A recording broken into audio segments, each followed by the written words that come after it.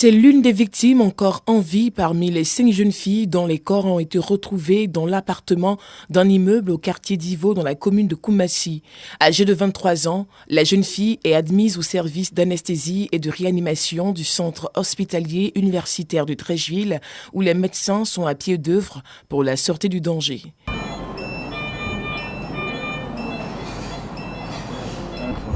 donne un peu les lettres pour la suite.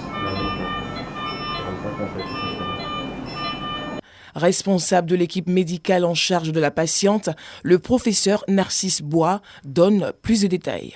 Nous avons reçu avant-hier une jeune fille de 23 ans à peu près, amenée par les sapeurs-pompiers. Le tableau tel qu'il nous a été présenté au départ, l'examen que nous avons effectué et surtout l'histoire qui nous a été relatée, nous ont permis de penser à une intoxication. Selon les premiers rapports en possession de l'équipe médicale, il s'agit d'une intoxication. En pareille circonstance, donc, les causes de l'intoxication peuvent être multiples. Soit une intoxication d'origine médicamenteuse, soit l'utilisation donc de produits toxiques avérés, soit alors l'utilisation donc d'insecticides. Si la piste d'intoxication est avérée, des analyses sont en cours au Laboratoire national de santé publique pour déterminer sa nature.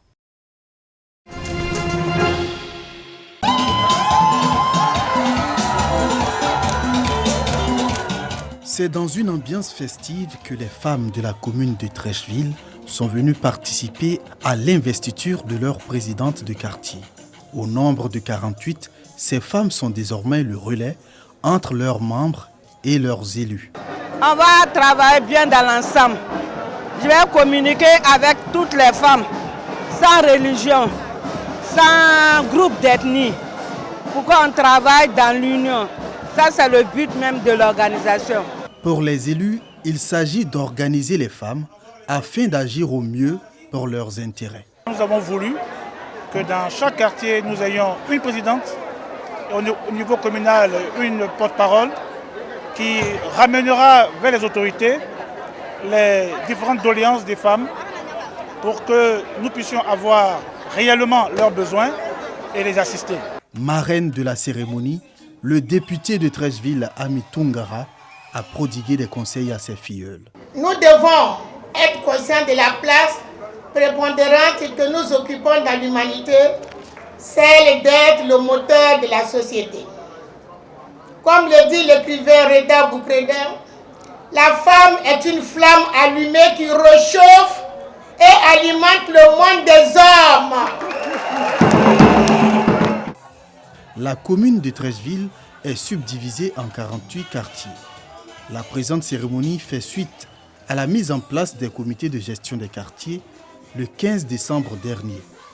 Des structures à travers lesquelles la municipalité entend renforcer ses actions sociales au profit des populations.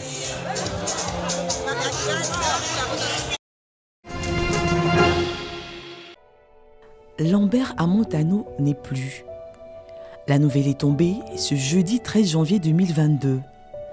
Originaire des Bouées dans le sud-est de la Côte d'Ivoire, il a marqué la vie politique de la nation.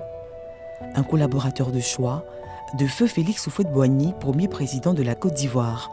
Ce nonagénaire, pur produit du syndicat ivoirien, nous édifie sur 3 grandes dates qui ont marqué son parcours. 1957, il est nommé directeur de l'enseignement public primaire de Côte d'Ivoire. Comme j'allais souvent protester auprès du directeur général d'éducation en Côte d'Ivoire, parce qu'il prenait certaines décisions pour lesquelles on n'était pas d'accord, il décide de me nommer sous ses ordres directeur de l'enseignement primaire. J'ai rendu compte à mon bureau, mon syndicat m'autorise à accepter. J'ai été nommé aussitôt directeur général de l'enseignement primaire public de Côte d'Ivoire. 1963, il est nommé ministre de l'Éducation nationale de Côte d'Ivoire. C'était une surprise. Moi, je n'ai pas fait l'aventure 46, donc je ne suis pas un universitaire. Et on m'appelle pour être ministre de l'Éducation. Je connaissais bien sûr par le syndicat, par mes responsabilités, par mes contacts à l'étranger. C'est vraiment un domaine que je maîtrisais. 1991, il est désigné président de la Cour d'arbitrage de Côte d'Ivoire. C'était un honneur. J'ai rencontré Cellou Diarra au Brésil, il était ambassadeur. Je lui dis, je ne suis pas juriste, je suis un généraliste. Comment? Il dit non. Comme tu as été directeur de la promotion commerciale, les hommes d'affaires te connaissent très bien et ils prendront au sérieux ce tribunal privé. 2 déjeuners d'affaires avant que j'accepte. Amontano Lambert est l'initiateur de l'uniforme scolaire, le bâtisseur de la Bibliothèque nationale, de l'INSAC et du centre culturel Jacques Aka de Boaké. Décédé à l'âge de 96 ans, ce disciple du père de la nation, Félix Houphouët-Boigny, laisse derrière lui une famille inconsolable dont fait partie l'actuel secrétaire exécutif du Conseil de l'Entente, Marcel Amontano.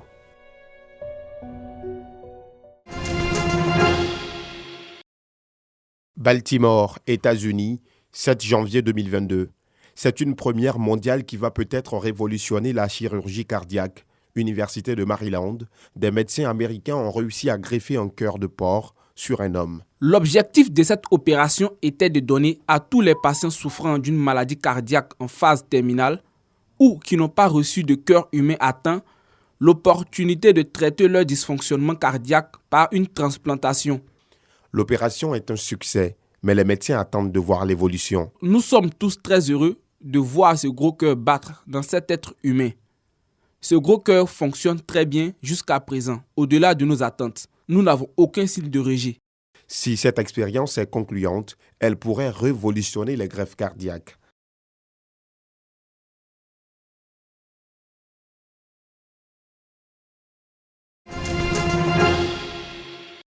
Grand Bassam, quartier phare. Les chefs coutumiers et les habitants sont réunis pour soutenir les éléphants de Côte d'Ivoire, un match qui les oppose à la Guinée équatoriale.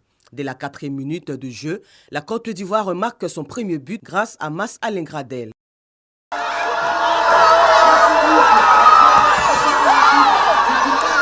On s'est retrouvés avec nos frères. On a les gens du Nord, les gens du Sud, nous tous ensemble réunis pour la Côte d'Ivoire. Et déjà que la Côte d'Ivoire mène 1-0, c'est une joie pour nous tous. Après la mi-temps, les Équato-Guinéens sont déterminés à égaliser, mais la chance ne leur sourit pas. Toujours 1-0 pour la Côte d'Ivoire. Le match se termine par la victoire des éléphants. Je tiens vraiment à féliciter les joueurs des éléphants de Côte d'Ivoire. Malgré qu'on a raté beaucoup de buts, mais l'essentiel, on a été vainqueurs. On vient de se retrouver ici pour prendre part à cette première victoire des éléphants. J'avoue que ça nous va droit au cœur. Nous sommes très contents. Merci beaucoup. À quelques kilomètres du quartier phare, les supporters sont dans les rues et dans les bars pour exprimer leur joie après la victoire des éléphants.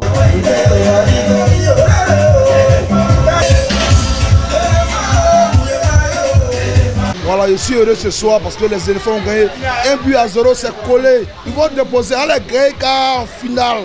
Après la coupe d'Abidjan. Je suis vraiment content. Point de but de Cannes, il nous fallait la victoire. Et là, nous avons gagné. On a arraché nos 3 points, c'est l'essentiel. Le prochain match des éléphants de Côte d'Ivoire aura lieu le dimanche 16 janvier 2022 à 16h. Ils affronteront la Sierra Leone. Après son succès inaugural face au Burkina Faso, le Cameroun veut enchaîner une deuxième victoire, une ambition légitime que les coéquipiers de Vincent Aboubakar tentent de matérialiser après le coup d'envoi, mais se font surprendre dès les premières minutes avec l'ouverture du score signé Otessa Dawa. Menée, la réaction des Lions indomptables ne se fait pas attendre.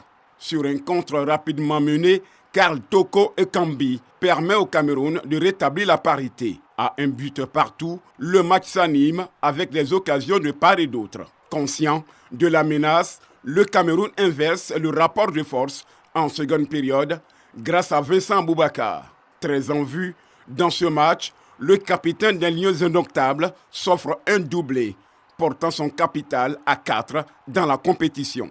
Dans la dynamique, Kartoko Ekambi y va aussi de son doublé. 4-1, score final. Grâce à ce succès, le Cameroun obtient son billet pour les 8e de finale de sa Coupe d'Afrique.